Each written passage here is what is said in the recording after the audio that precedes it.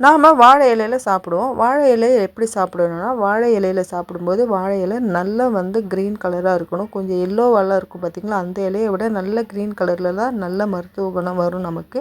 அதுவும் நம்ம ஆறின சாதத்தை அதில் சாப்பிடக்கூடாது. சூடான சாதத்தை அதில் சாப்பிடும்பொழுது தான், சூடாக பரிமாறி சாப்பிடும்பொழுது அதனுடைய மருத்துவ குணம் நமக்கு முழுமையாக கிடைக்கும். நம்ம வீடுங்களில் இந்த மாதிரி அழகுக்காக நிறைய பிளேட், கப் அந்த மாதிரிலாம் வாங்கி வச்சுருப்போம் பிளாஸ்டிக்கில். அந்த மாதிரி இருக்கிறதுல நம்ம சூடாக சாப்பிடக்கூடாது. இதில் வந்து நம்ம ஆறினதை மட்டும்தான் சாப்பிடணும். இதில் சூடாக சாப்பிடும்போது பக்க விளைவுகள் நிறைய வரும்.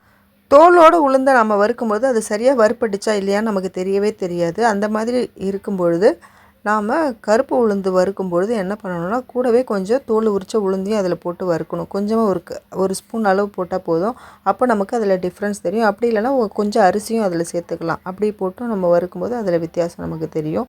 நாம் லெமன் யூஸ் பண்ணிவிட்டு அந்த தோலை வச்சு ஏதாவது க்ளீன் பண்ணலாம் அப்படின்னு நினச்சி பண்ணும்போது இந்த மாதிரி அதை ஓப்பன் பண்ணவே முடியாது. அது கொஞ்சம் நம்ம க்ளீன் பண்ணும்போது திரும்ப திரும்ப போய் சுருண்டு நின்றுடும். அது வெறும் தோல் தானே, அதனால் அப்படி சுருண்டு நின்றுடும். இந்த மாதிரி நெட்டடில் நிறைய பேக்ஸ் கொடுப்பாங்க நமக்கு கடைகளில். காய் இல்லைன்னா நம்ம இந்த பழம்லாம் வாங்கும்போது கொடுப்பாங்க. அந்த மாதிரி பேக்கெல்லாம் கீழே தூக்கி போடாமல் இந்த மாதிரி எடுத்து வச்சிங்கன்னா, இந்த மாதிரி க்ளீன் பண்ணும்போது லெமன் இந்த மாதிரி லெமனோட அந்த தோல் இருக்குல்லையா, அதை இந்த மாதிரி போட்டு இப்படி பிடிச்சிட்டு அதை க்ளீன் பண்ணுறதுக்கு நமக்கு ரொம்ப வசதியாக இருக்கும். ட்ரை பண்ணி பாருங்கள்.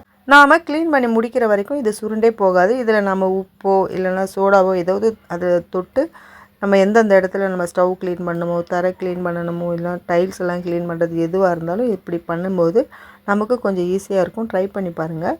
இதே நெட்டு வந்து இந்த மாதிரி நெட்டில் நிறைய பேக்கெல்லாம் வரும் இல்லையா நமக்கு, இந்த பேக்கெல்லாம் நம்ம கீழே போடாமல் எடுத்து வச்சுருந்தோன்னா இது நிறைய விஷயத்துக்கு யூஸ் ஆகும். இந்த மாதிரி டேப்பில் வந்து நீங்கள் இந்த மாதிரி மாட்டி விட்டுறலாம். இந்த மாதிரி மாட்டி விடும்பொழுது நம்மளுக்கு தண்ணியில் இருக்கிற டஸ்ட்டெல்லாம் அதிலே நின்றுடும்.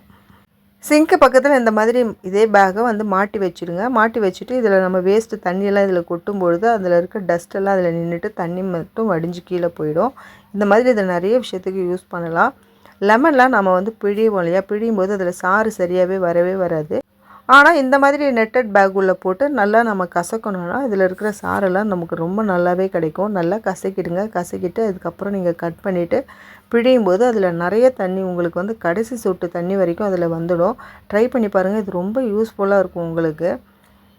ஒரு சில பழம்லாம் பார்க்க நல்லா பழமாக இருக்கும். எவ்வளோ தான் பிழிஞ்சாலும் அதிலேருந்து சாறு வரவே வராது. அந்த மாதிரி பழம் கூட இந்த மாதிரி போட்டு நம்ம கசக்கி பிழியும் போது ரொம்ப நல்லாவே சாறு வரும். ட்ரை பண்ணி பாருங்கள். ட்ரை பண்ணி பார்த்துட்டு எப்படி இருக்குன்னு எனக்கு சொல்லுங்கள்.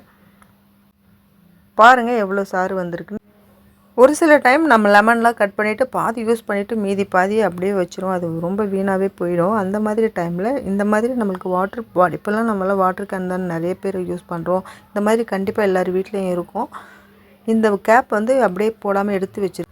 இந்த மாதிரி லெமன் இல்லைனா வேறு ஏதாவது கட் பண்ணால் நம்மளுக்கு மூடுறதுக்கு யூஸ் ஆகும். இதே மாதிரி மூடி ஃப்ரிட்ஜில் ஒரு ஓரமாக வச்சுட்டிங்கன்னா அப்படியே இருக்கும். கெட்டும் போகாது, காஞ்சும் போகாது. நமக்கு எப்போ வேணுமோ அந்த மாதிரி டைமில் எடுத்துக்கிடலாம். இந்த டிப்ஸ் எல்லாம் உங்களுக்கு பிடிச்சிருந்தா ஒரே ஒரு லைக் மட்டும் கொடுங்க. அடுத்து வேறு ஒரு நல்ல டிப்ஸோடு உங்களை வந்து பார்க்குறேன். தேங்க்யூ.